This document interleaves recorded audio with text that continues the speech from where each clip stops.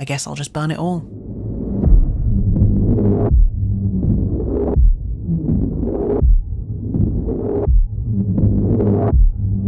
Between December 1990 and March 1991, the Los Angeles area was hit with a number of arsons, the likes of which it had never seen before. The arsonist was back, and he was trying to burn LA to the ground. Store after store after store. These weren't small fires either. Entire department stores were being burned to the ground at peak shopping periods. Some of these stores were filled with hundreds of customers who barely escaped with their lives. Some of them contained large toy sections that kids were browsing with their parents. Again, how nobody died during these attacks is a complete mystery. These fires caused millions of dollars worth of damage. It was a disaster. People were getting paranoid. Any abandoned shopping bag or package would prompt a call to emergency services. The bigger retail establishments even started hiring extra security. These fires were strategic and malicious. Fires and then distraction fires, always the same MO. The point of origin always in a display rack of synthetic materials, usually cushions or pillows of some type. And then the delayed incendiary device started popping back up again. It was out of control. Towards the end of this spree, the arsonist had started 5 fires within a 2-hour period in one small area.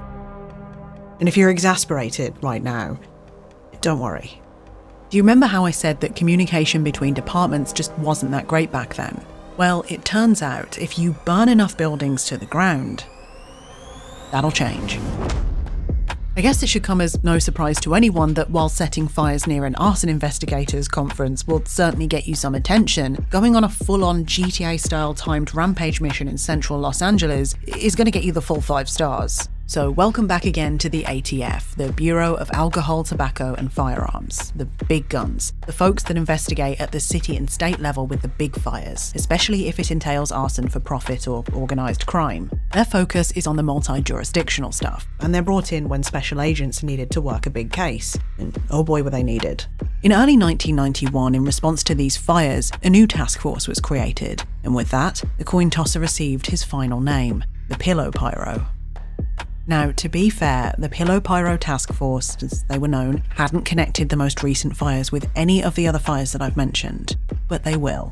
Now, this was a fairly small task force, known internally as the Three Amigos, and these guys are important to the story, so let's get to know them quickly. First up, you've got Glenn Lucero, an armed veteran, firefighter, and now detective. Then you've got Ken Croak, a young rookie cop who had a bit of a rep as a party animal, but would later use that to go undercover and take down a biker gang. And finally, April Carroll, a young and ambitious graduate with a reputation for walking and thinking quicker than most could keep up with. Then there was the Amigos' supervisor, Mike Matassa. Just before taking on the Pillow Pyro case, he'd been promoted to supervisor due to his success rate, but deep down, he wasn't in love with the admin. He was an LAPD street cop at heart, and he looked like he had the scar to prove it, but it was actually just from falling out of the crib as a baby, a fact which he shared with his colleagues on more than one occasion. Anyway, he was a really good detective, and he was itching for a case like this. Safe to say, with an entire task force dedicated to hunting him down, the Pillow Pyro's days were numbered.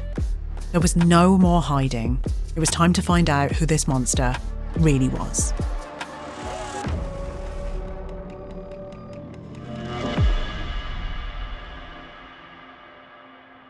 With the fires becoming more frequent and more aggressive, Matassa and the Three Amigos knew that time wasn't on their side. So the task force came up with a plan. They'd seen the pattern in those LA fires. They had to start connecting the dots, and fast. They began spreading the word, and in March 1991, a Pillow Pyro bulletin was presented by an LAFD investigator at a Fire Investigators Regional Strike Team meeting. This was a group formed by the small foothill cities of the northern LA metropolitan area, mostly attended by any city that didn't have its own big arson investigation unit. That day, the investigator presented the Pillow Pyro's MO, outlined examples of fires, advised on what to do and what to be on the lookout for, and then handed out a flyer detailing the signature device to a room full of arson investigators.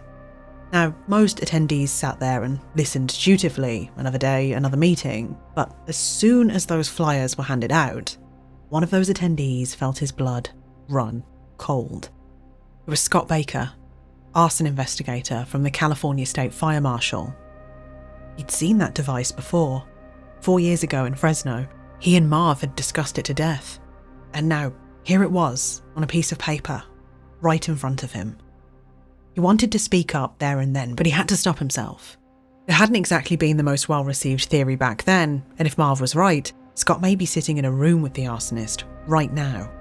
So he waited, and then when the meeting was done, he had a quiet word with the LAFD investigator. He told him that he needed to tell him something really important. "Not here though," he said. "Meet me outside in the middle of the parking lot." This spooked the investigator, who probably thought it was all a bit dramatic, but he obliged. And there, in the middle of the parking lot, Scott shared the theory. He told him everything. And then he dropped a bomb. "We didn't just find the same devices that you did. We found something even better. A fingerprint." I'm sure you can imagine the look on Marv's face when the three amigos from the Pillow Pyro task force came strolling through his office door. He pulled out all of his intel. One of the amigos, Glenn Lucero, remembered listening politely as Marv began regaling his theory in careful and elaborate detail. At the time, Glenn remembered thinking that, quote, it was interesting, but that Marv had already worked it to death. True, and perhaps more importantly, as they would find out, when it came to that all-important fingerprint, there wasn't actually a match. In contrast to Marv, the amigos were decidedly unexcited about this theory. Still, they took the evidence back with them and half-heartedly trotted out the theory to Mike Matassa. They explained that, yes, there was a fingerprint, but there were no matches. And Matassa, cautiously optimistic, just said, "So, let's run it again."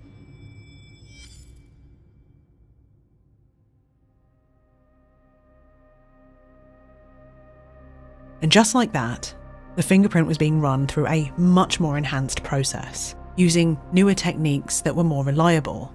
They now had access to a computer, for example, that scanned the print and gave it a score, and that computer could scan not only arson investigator fingerprints, but all the fingerprints of all the country's law enforcement officers, and anyone who'd ever applied for a law enforcement job, such as a fire investigator who had applied and failed to get into the LAPD 20 years earlier, for example.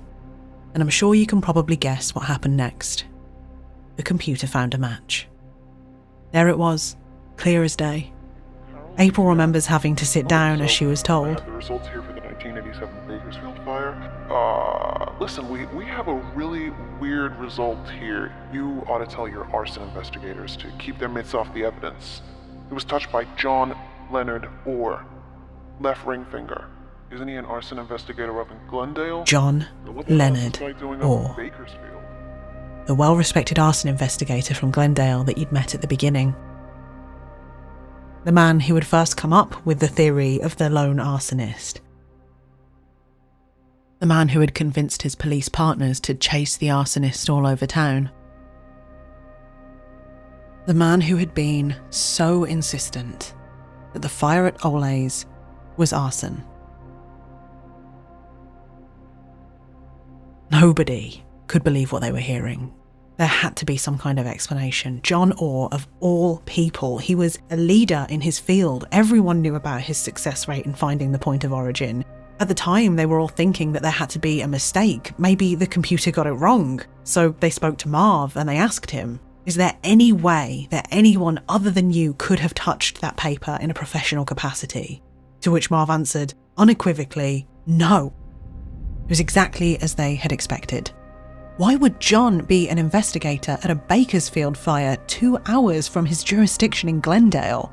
Right there and then, all doubt went out the window. Of course, on the other end of the line, Marv suspected that they'd found something. They told him that they had, but they couldn't tell him, and he was pretty mad about this. He felt that he had the right to know. Eventually, the amigos caved and told him. Shivers went down his spine. John had trained him. Glenn Lucero, 1/3 of the amigos, felt the same way. At one point, Glenn had been neighbours with John and had been invited to his Christmas parties. As a fellow firefighter, he'd also gone to many of his arson talks. He'd read the papers that John had written. They were really good.